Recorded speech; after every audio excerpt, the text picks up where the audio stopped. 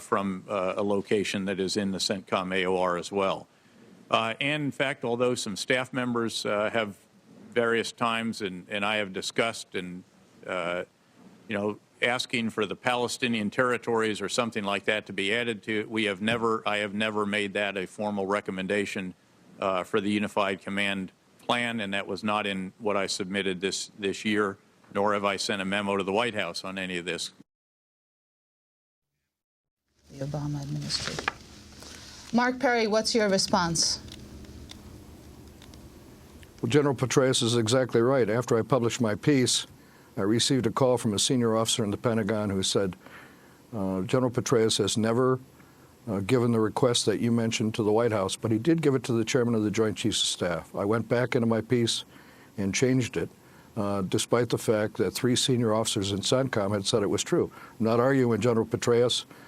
He's made the claim. He's not a man who lies. I made the correction. He's absolutely right.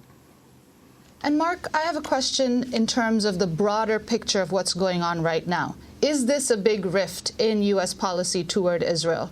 You talk about the Petraeus briefing. There's been the flap created with Vice President Biden's visit, strong words from Secretary of State Clinton. There seems to be a slight toning down of the rhetoric right now. What's happening right now? Is this just rhetoric, or is there going to be a real change? Well, you're absolutely right. There has been a toning down in rhetoric. However, watching the Secretary of State on Sunday in particular, I don't think I've ever seen her so angry about something.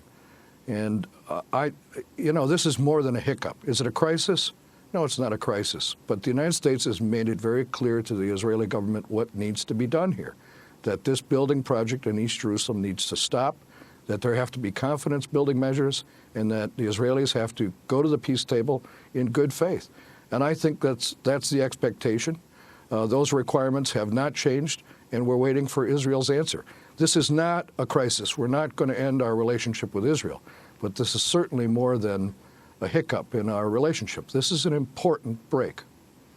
And this issue, going back to General Petraeus, talking about the U.S. relationship with Israel actually jeopardizing U.S. lives. Take that a little further. Well, Israel's not our only ally in the region. We have very close and strong ties with Saudi Arabia, Jordan, Egypt, with all of these Arab countries, and we have troops on the ground in Iraq and Afghanistan. And if you go on the ground in these countries and you talk to the people in Iraq and Afghanistan, they're concerned about the Israeli-Palestinian conflict. I mean, it's hard for us to believe, but if you spend any time in the region, I spent 20 years there, this is number one on everyone's agenda, not the war on terror, the Israeli-Palestinian conflict. So it's true. If we can solve this problem, if we can push both sides to the table, if we can come up with some kind of a solution, this helps us immensely on the war on terror. If it doesn't, it's another excuse for the terrorists, the Jacobins, the hardliners, the let's burn it down and start over crowd to really go up against us. This is an arrow in their quiver, and we should be able to take it away. Mark Perry, your book is Talking to Terrorists, Why America Must Engage with Its Enemies. What's your assessment of the prospects for a peace process that does not include Hamas? I think it will fail. Hamas won January 2000 elections in the Palestinian Authority, the most transparent, honest, fair, open elections in the history of the Middle East. They didn't win by a little bit. They won by a lot. They retain enormous credibility inside the Palestinian territories, and they can disrupt a peace process that only includes one group of Palestinians. This isn't a group of graduates from a charm school. These are tough-minded political people, but they're committed to their people, they're committed to their cause, they're committed to democracy. We should bring them into the peace process. We should induce them to sit down honestly. They're willing to do that. They've expressed it many times. I don't think without them that there's much prospect for success. You were once an advisor to Yasser Arafat. How have things changed or not changed since then? That's a good question. It's interesting. You know, Yasser Arafat had enormous prestige and stature among his own people. He's the one man who could have brought a peace process home with a willing partner, like Yitzhak Rabin. If Rabin had lived, and if Rabin had remained prime minister with Arafat, I think that this would have been done by now. I know we had a problem at Camp David, but that was with Ehud Barak. With Yitzhak Rabin and with Yasser Arafat, this problem wouldn't be there. I have that confidence. He could make compromises that no other Palestinian leader could, and he was willing to do it if he got his minimal requirements met. At Camp David, he didn't. It's a tragedy that we were so close and weren't able to really bring this thing home. And it's going to be more difficult now, and it'll be more difficult as time goes on if we don't press both parties right now. But both parties in Israel, including under Rabin's government, continued to build settlements. As Israeli Prime Minister Netanyahu said, every government since 1967 has built settlements around Jerusalem and in the West Bank. Yes, but Rabin had some principles that Arafat and the American administration agreed to, and that was no surprises. When the Vice President of the United States lands in Israel for a visit of friendship, don't surprise him with 1,600 units. Make a phone call. That's all Arafat and the administration here in Washington at the time required. No surprises.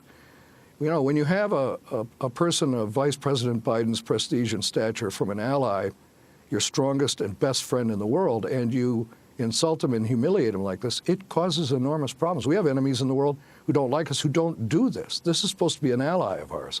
I think that there's a sense that the tenor has changed here, that Israel believes it can push back on us, that we're an ally of theirs, not the other way around. And that fundamental formula has to change. This was really a shocking thing that happened, and I think it has to be rolled back.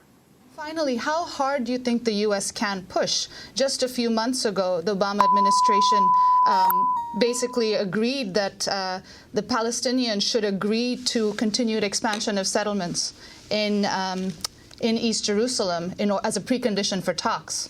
Unfortunately, we're going to have to leave that question, Anjali, for the next time we speak with Mark Perry, because we've just lost the satellite feed. But we're going to go to a break, and we're going to wrap up in a very different place, in New Orleans, just after Hurricane Katrina. But our guest was Mark Perry, veteran foreign affairs analyst and author. His latest book, Talking to Terrorists, Why America Must Engage with Its Enemies. Stay with us. Jeez.